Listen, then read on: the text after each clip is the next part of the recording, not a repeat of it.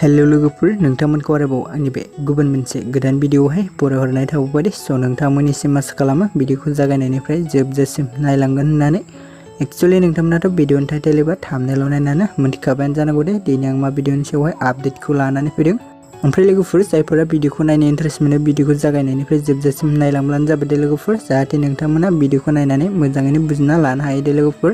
ओमफ्राय लोगोफोर जायफोरा दासिमबो जुदि चेनेलाव भिडिअखौ गोदानै नायगासिनो दङब्ला चेनेलखौ साबस्क्राइब खालामना लाबानो जाबाय दे लोगोफोर जाहाथे आंनि गोदान भिडिअफोरनि आपडेट होनायखौ नोंथांमोना बयनिख्रुइबो सिगांग्रो मोननो हायो दे लोगोफोर। ओमफ्राय लोगोफोर नोंथांमोननिसिम गिबियावनो निमाहा बिग्रोनाय जायो दे भिडिअफोरा माबा मोनसे गोरोन्थिफोर जालांब्ला नोंथांमोना निमाहा होबानो जाबाय दे लोगोफोर। एक्चुअली लोगोफोर आं दिनै मोनसे बर'नि आबुं सावथुननि सायाव नोंथांमोननिसिम आपडेटखौ लानानै फैदों दे लोगोफोर। ओमफ्राय लोगोफोर जोंहा एमबि फिल्म प्रडाक्शन इउटुब चेनेला जों बर' आबुं सावथुननि पार्ट 10 भिडिअखौबो रिलिज खालामना होबाय दे लोगोफोर। स' जाय बिथांमोना दासिमबो जुदि जों बर' आबुं सावथुननि पार्ट 10 भिडिअखौ नायाखै अब्ला नोंथांमोना एमबि फिल्म प्रडाक्शन इउटुब चेनेलाव थांनानै नायहैबानो जाबाय दे लोगोफोर। ओमफ्राय लोगोफोर बे भिडिअनि डिसक्रिप्शनावबो आं लिंक होनानै होदों दे लोगोफोर। स' नोंथांमोना बे लिंकआवबो थांनानै नायहैनो हागोन दे लोगोफोर।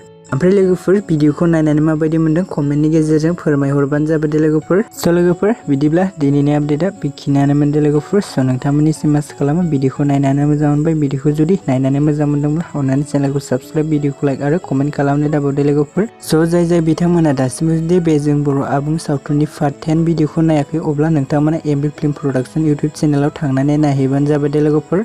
ओमफ्राय नोंथांमोना चेनेलखौबो साबस्क्राइब खालामना लाहैबानो जाबाय दे लोगोफोर। मानोना नोंथांमोननि सापर्ट होनायखौ मोनोब्लासो बिथाङा फैनो गोनां माखासे पार्टखौबो थाबैनो रिलिज खालामना होगोन दे लोगोफोर। स' जाय बिथांमोना दासिमबो जुदि नायाखै अब्ला नोंथांमोना नायहैबानो जाबाय दे लोगोफोर।